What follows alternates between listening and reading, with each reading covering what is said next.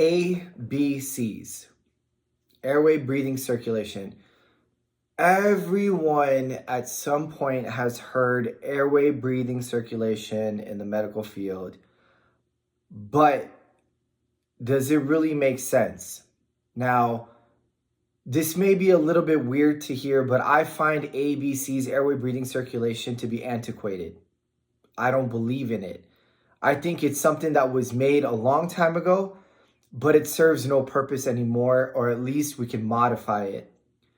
Airway, breathing sound too similar to me. Like, what's the difference between airway and breathing if you're just learning about medicine? Circulation, okay, I can understand, but it's kind of a broad term. A lot of things can fall under circulation. But if we were to look at things a little bit more specifically, if we're to look at airway, breathing, circulation, and we're to say, you know what, let's make it a little bit more specific, because these vague terms don't cut it for me. Airway, for sure, I get it. Airway, we don't have time.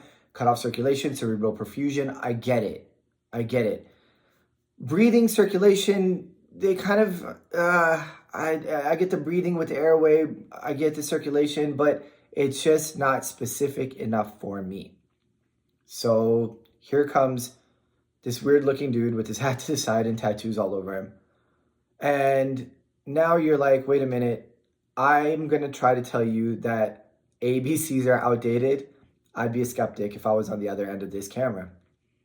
If I was watching this video, watching me, I'd be like, yeah, dude, you're going to try and negate ABCs, something that's been around for decades, maybe even a century at this point. Yeah, I'm going to, and I'm going to challenge it in the sense that I came up with the mnemonic ask graph. Now, it's something that I used, it's something that my students use, and it's something that helped all these students from MDs, PAs, NPs, RNs, PNs. It doesn't make a difference what part of medicine you're in. Tell me how this doesn't make sense. And now we're going to specify ABCs into ask graph. Well, what is ask graph? Ask graph is airway, of course, above all else. Airway, airway, airway. Drooling, stridor, tripod position, yeah, I get it. Angioedema, all these things that we're talking about with airway, 100%. Above all else. The other ones of ask graph don't come in any particular order, but it helps me specify and remember the differentiation of breathing and circulation. So now with the S, I go into sepsis. Well, with sepsis, what am I thinking of? Well, if I'm going to find sepsis, well, we can definitely look at a triad. We're going to be hypotensive, tachycardic, and then we're going to have some sort of a hypothermia or some sort of a fever above 100.4 or below 96.8. So yeah, I get that. But if we're logically deducing something, or we're using our critical thinking skills in real life and or for the boards, what about a patient in the ICU or somebody who's post-op? Maybe they're hypotensive, 90/65, and they have a temperature of 100.8 and purulent discharge at the incision site. Do I have my triad? Not necessarily, but I do have some sort of indication that there is an infection. Could they be developing sepsis? Could they be septic? Yeah, am I freaking out about that? Does that become one of those so-called things that we would use at ABCs? Well, now I'm using ask graph. So we got airway, we got sepsis. The K is potassium, changes in potassium. Well, either hypo or hyperkalemia, we're worried about electrolyte imbalances. And that electrolyte imbalance can actually cause a lethal dysrhythmia. And that cardiac dysrhythmia that we are concerned about, the one that we're scared about the most, is ventricular fibrillation. Because unlike any other rhythm, there is no R wave in that chaos that we can synchronize to. So we're looking for an R wave, waiting for an R wave, because when we do cardioversion, we wait for an R wave to synchronize it with. Because in every other rhythm, we're going to see an R wave and boom, we shock them. Boom, we shock them. But in this one, there is no R wave that we can expect, or R wave in general. So amongst that chaos, we're losing our patient. They're becoming hemodynamically unstable. So we don't wait for it. We turn off the synchronize button and we shock them. Unsynchronized cardioversion. Just boom, get them out of that rhythm. So changes in potassium can cause that. Ask so far. Graph, G, is glucose below 70. Glucose below 70. Well, in order for us to really be concerned about this person becoming comatose and their body shutting down, we're worried about their glucose dropping to that level, below 70. 70, well, that's normal, especially for the boards. We're going to go normal is normal, abnormal is abnormal. So we're going to have that fine line. But when so many metabolic pathways need glucose or sugar to function, then we have to look at it and say, wait a minute, if their glucose drops that low, this person is in severe danger. They're one that we're freaking out about. Their prioritization, they're the ones that we're going to see first, initial priority, urgent, most concerning. Again, geared towards the boards. But we look into pediatric patients now. We moved on from glucose and we go into pediatric patients.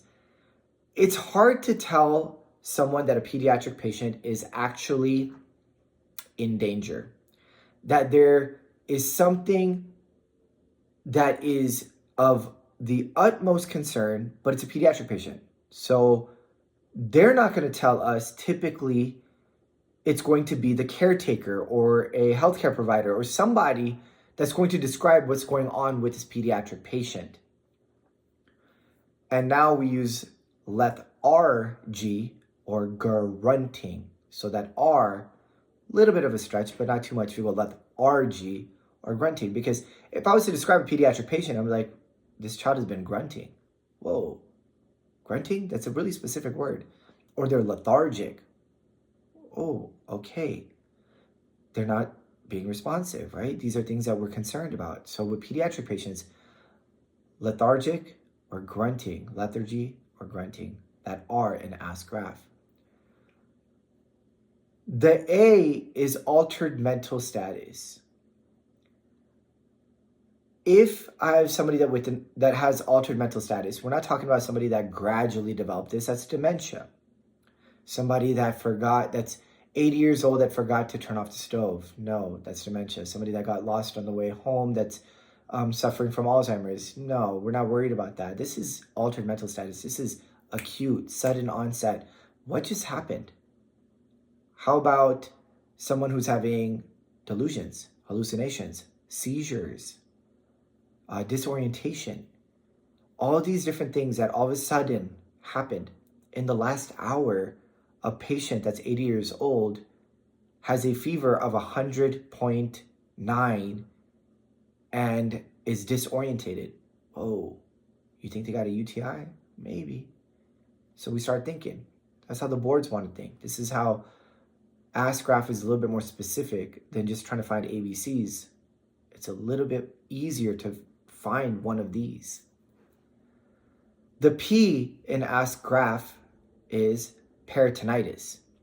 So if something's going on in my abdominal area or in my reproductive area, I can get inflammation of the peritoneum. Things like rigidity, board-like abdomen, rebound tenderness, all these different things are describers of something that is going wrong in the peritoneum. So could it be hemorrhage? Sure. Could it be infection? Sure. Could it be a perforation? Sure. It could be an inflamed appendix. It could be diverticulitis that actually perforated. It could be any of the above, but it's causing those peritoneal signs. And those words are going to flash at you. Whoa, rebound tenderness. Okay, that's something that I'm concerned about. It's one that I'm freaking out about. The last one is hemorrhaging. With hemorrhaging, we're looking at decreased blood pressure and increased heart rate. We don't have the blood to keep our blood pressure up because we're losing it. And then our heart's trying to compensate by working harder. So we're hemorrhaging. But we look at a patient that maybe is post-op, post-procedure, somebody that had a biopsy, somebody that was in a motor vehicle accident, and they have these signs and symptoms, and now they're hemorrhaging. Maybe they're internally hemorrhaging, and They have blood in their stool. They're vomiting blood, copious amounts of blood. And now we're looking at this and we're saying, okay, wait a minute, this person is actively hemorrhaging. The thing about Ask Graph is it's a little bit more specific. And yeah, I'm challenging ABCs and not in a cocky way whatsoever. Those of you that know me as a person, I am not the least bit that type of a person. But as a failure, and I will emphasize that, it came out of necessity for me.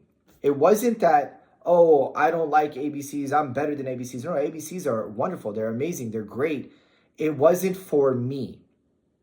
That was the thing. I needed to pass my boards after failing them, and I couldn't pass them. And I kept mixing up and not understanding what fell into ABCs. So what worked for me was Ask Graph. So I had to come up with something that actually helped me be a little bit more specific, but still easy to remember enough to apply to real life and to the boards. ICU, ER, rotations, all this good stuff. I was still able to apply Ask Graph, as do my students. They're like, Dr. Z, wait a minute. We still see Ask Graph till today. We still think about it till today. And people are using ABCs. I'm not saying not to use it. But if you like Ask Graph, if you're like me that needs something a little bit more specific, then Ask Graph hopefully helps you out as well too. One last note that I'm going to leave it on. If a patient has sepsis or hemorrhage, are we giving antibiotics or blood first? No, don't fall for that. That's a common trick. Because you think, well, I'm losing blood, give them blood. Oh, they're septic, give them something to help with their infection. No, if you think about it, when somebody comes in, the first thing that we do, or somebody gets brought in, the first thing they've already done is start what? IV access, fluids. So again, not to knock ABCs in that type of a way where it's not good. It is good. It just wasn't for me and a lot of my students. So if you like Ask Graph, I hope you do. Comment down below. Give it a like and spread the word. Ask Graph. Hope you guys enjoyed. Take care.